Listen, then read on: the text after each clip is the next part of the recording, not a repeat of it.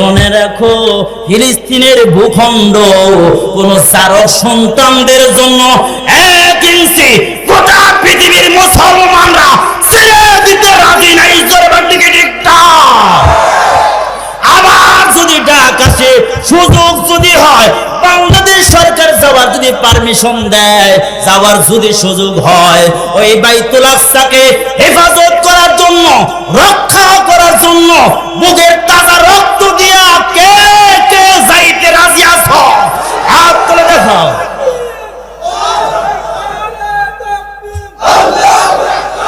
আল্লাহ পাক কবুল করেন, বলেন আমিন।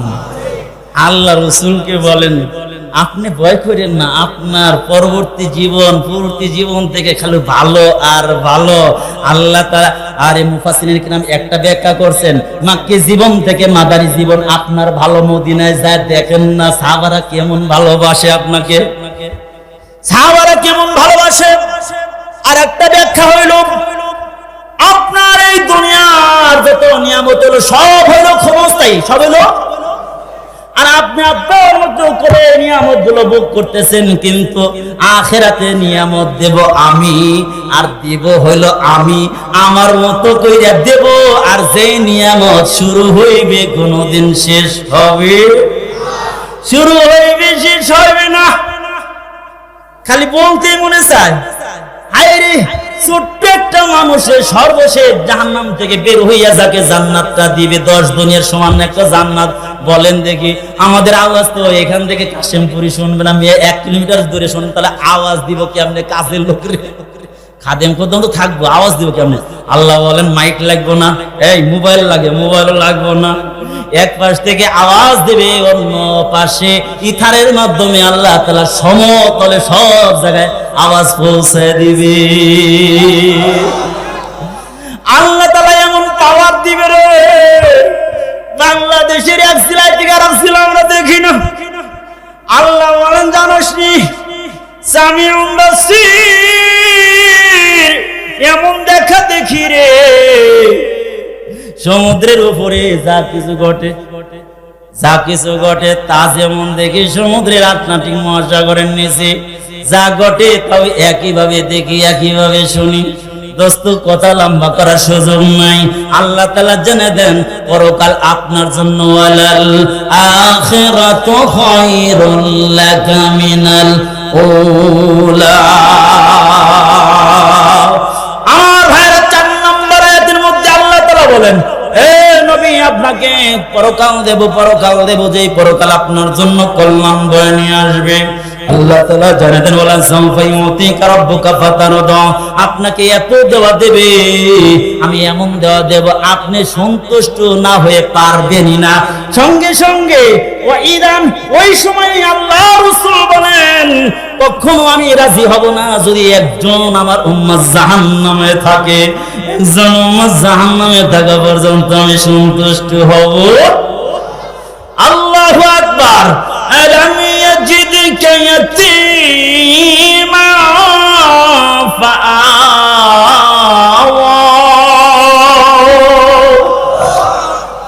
হে নবী, আপনাকে কি আমি ইয়াতীম অবস্থায় পাই নাই? আমি ইয়াতীম বানাইয়া বিশ্ব ইয়াতীম বানাইছি, আপনি জানেন না?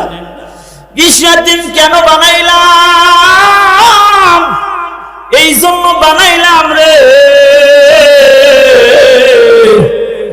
যাতে করে দুঃখী লোকের তুমি মর্ম বোঝো, ব্যথা তুমি বোঝো। আমরা তো জানি, আমরা অনেকেই বলি ইয়াতীমরা খারাপ হয়, এই খারাপের দায়ী হইলাম আমি। কারণ ওর বাবা না, ওরে দেখার মতো দেখভাল করার কেউ নাই, সমাজে কেউ তার খবর নেয় না। এই জন্য অযত্নে বাচ্চাটা অবহেলায় লালিত পালিত হইয়া বড় হয়ে গড়ে ওঠে। সমাজের মধ্যে এই বাবা ব্যাঙের লাফালাফি শিখাও, এই লাফালাফি শিক্ষা ওই বাচ্চাও দেখে লাফায়। এখন বলো, লাফাইলে ন্যাংটা হয়ে লাফাইলে বাচ্চার কি আর দোষ? এখন স্যারদের কি আর ম্যাডামদের কি লাফানো আরম্ভ করছো?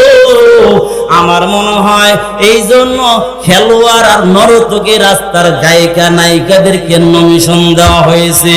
এদেরকে দিয়ে এমন হয় গোটা বাংলাদেশের লাফালাফি মানাইতে চায়।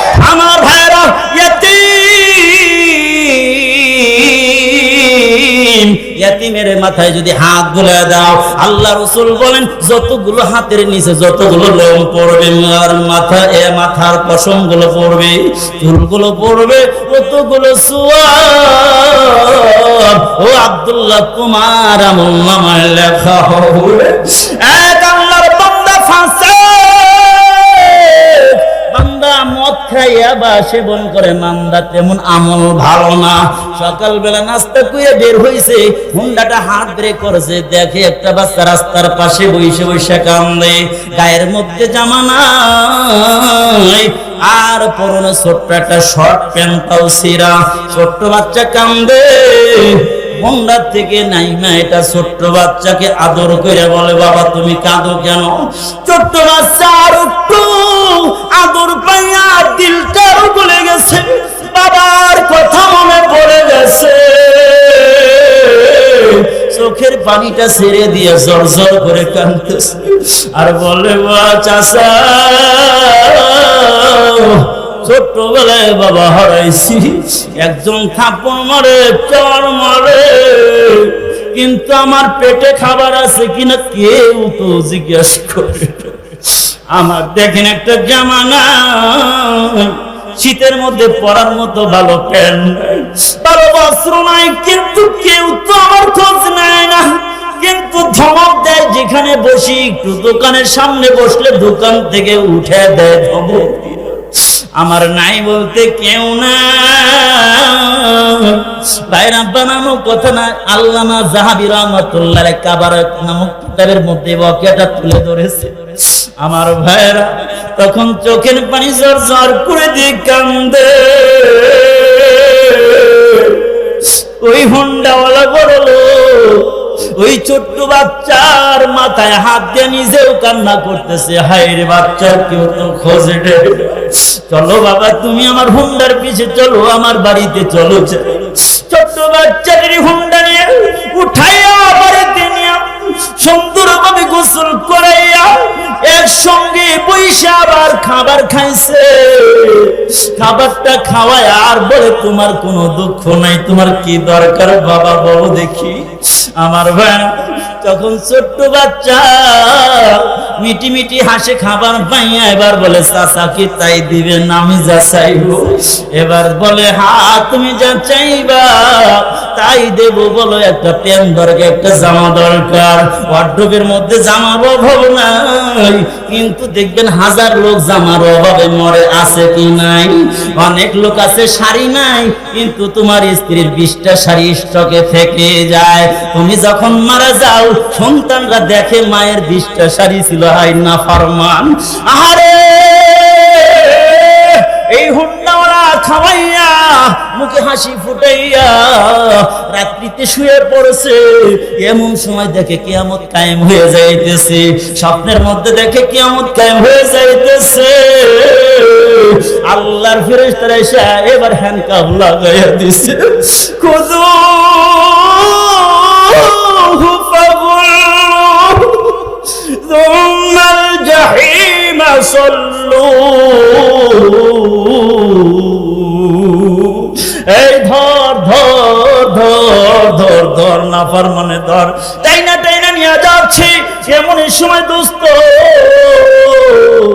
এই ছোট্ট নাবালেক মাসুম বেগুনা বাচ্চা এসে বলে, কারে নিয়ে যাইতেছে? জাহান্নামে। কারে নিয়ে যাইতেছে? জাহান্নামে। নাফরমানে ধরে নিয়ে এবার বলে, এই লোকটারে নিও না, নিও না। ফেরেশতারা বলতেছে, না না না, কথা শোনা যাবে না। আল্লাহ তাআলা গায়েব থেকে আওয়াজ দেয়, শোনা যায়, ফেরেশতারা আর সামনে একটু আগায়ও না, আমার এই মাসুম বেগুনা বান্দারে ওই ইহসান করছে, এই জন্য তো একটু অনুনয় বিনয় করতেছে। এই মাসুম বেগুনা বাচ্চারা আমি দোয়া আর দরখাস্ত কবুল করলাম, আরে জাহান্নামে দিও না। এই জন্য এই আল্লাহর মেহমানরা এই মাদ্রাসায় লেখাপড়া করে। অনেক গরিবরাও আছে, হুজুর বললেন, যাই হোক গরিব ধনী মিলে সবাই আছে পড়ে। এই জন্য এই মাহফিলের জন্য, এই মাদ্রাসার জন্য যে যা পারেন সহযোগিতা করার দরকার আছে না নাই? আলেমদের সাথে, মাহফিলের সাথে, মাদ্রাসার সাথে কে কে থাকতে রাজি আছে? হাত তুলে দেখাই, আল্লাহ পাক কবুল করে বলে আমিন। আমার ভাইরা এখানে 10,000 20,000 দেওয়ার মতো লোক আছে। 10,000 ও 20,000 দেবো, 5,000 দেবো, 1,000 দেবো, 500 দেবো, 100 দেবো, 10 দেবো, দেবো না? এই জন্য কোন ভাই আছেন এতগুলো লোক এই শিল্প এলাকা, অনেক ধনী এলাকা, আমি তো থাকি কাশিমপুরে থাকি, আমি তো জানি কাশিমপুরের বাড়ি, আমি তো জানি এলাকা অনেক ধনী ধনী লোক আছে, হ্যাঁ অনেক ভাইরা আছেন, 20,000 টাকা দেওয়াটা কঠিন ব্যাপার। কিন্তু আপনি 20,000 টাকা, 1 লাখ টাকা আপনার জন্য বিভিন্ন টেস্টে খরচ করতেছেন, বিভিন্ন অসুখে খরচ করতেছেন, ওই জায়গায় খরচ করেন ঠিক আছে, তার আগে এই মাদ্রাসায় খরচ করেন, ইনশাআল্লাহ আল্লাহ পাক আর সদকাতে তারুদ্দুল বালা বালা মুসিবত সবকিছু ধুয়ে মুছে পরিষ্কার করে দিবে। এই জন্য কই আছেন 20,000 টাকা একজন দেখতে চাই, 10,000 টাকা দেখতে চাই, কোন কোন ভাই আছেন? আমি বাইদা এরকম